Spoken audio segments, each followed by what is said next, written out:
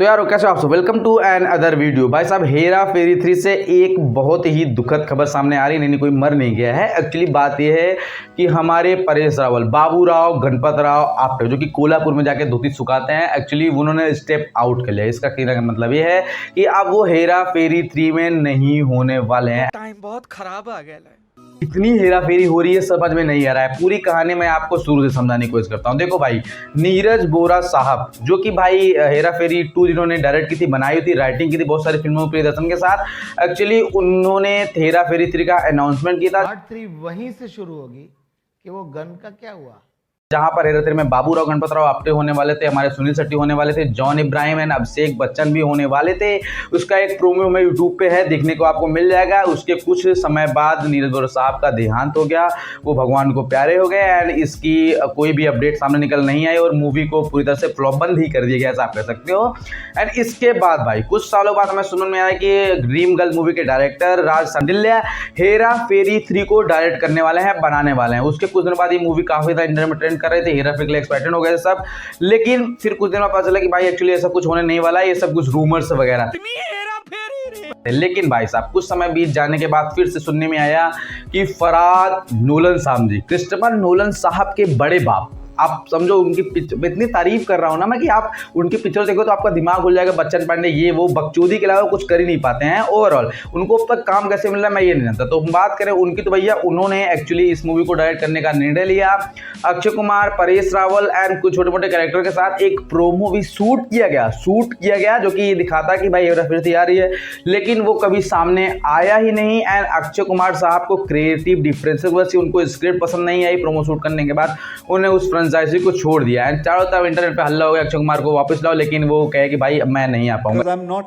happy with how the things have changed. इसलिए उन्होंने कार्तिक आर्यन को एज अ राजू कास्ट कर लिया होता है। एंड फिर भाई साहब इंटरनेट पे हम लोगों ने जैसे बवाल मचाया, नहीं भैया हेरा फेरी होगी तो सिर्फ अक्षय कुमार के दम पे एंड कोई कैरेक्टर वो कर भी नहीं सकता, हम सबको अच्छे से पता है।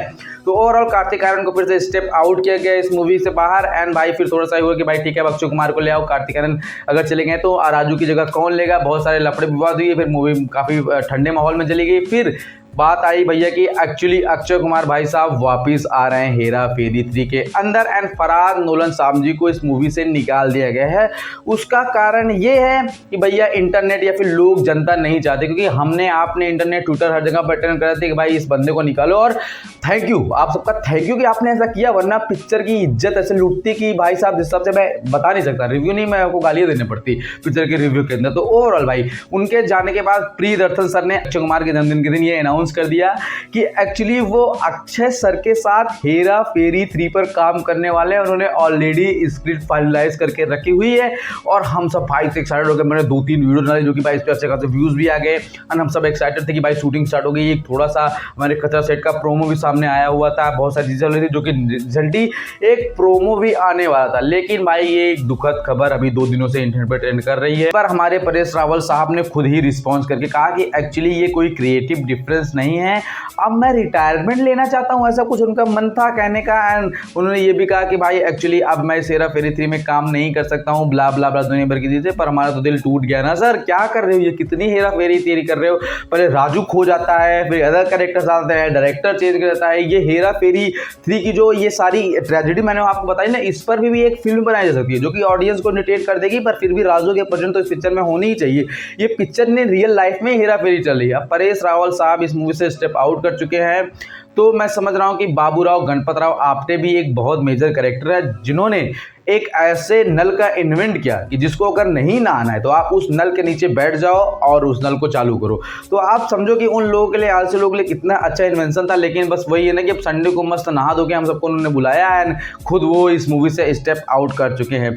अब रह जाते हैं सुनील शेट्टी सर और अक्षय कुमार सर। तो ये 2 कैरेक्टर्स इस ऑरा को होल्ड कर पाएंगे। प्रियदर्शन सर द लेजेंड इस मूवी को डायरेक्ट कर रहे हैं, तो बाबू राव की कमी खलेगी, पर वो हो सकता है इस चीज़ को मैनेज कर लें। बाकी इससे ऑफिशियल अपडेट हो सकता है कि हमें जल्द देखने को मिल जाए कि एक्चुअली में ये लफड़ा क्या हो गया है और क्यों बाबू राव गणपत राव आपटे हमारे परेश रावल सर इस मूवी को छोड़कर जा रहे हैं। बाकी परेश रावल सर का मैंने एक इंटरव्यू देखा था जिन्होंने अपने शब्दों में साफ साफ बोला है कि भैया वो कभी स्क्रिप्ट वगैरह पढ़ते नहीं है, वो पिक्चर को साइन कर देते हैं, कर लेते हैं। आप पता नहीं क्या मोटापा उनको छा गया, मेरे को बुरा लग रहा है सच में भाई कि वो इस मूवी से स्टेप आउट क्यों कर रहे हैं यार। मैं तो इतना खुश था कि तीनों कैरेक्टर के साथ देखने को मिलेंगे।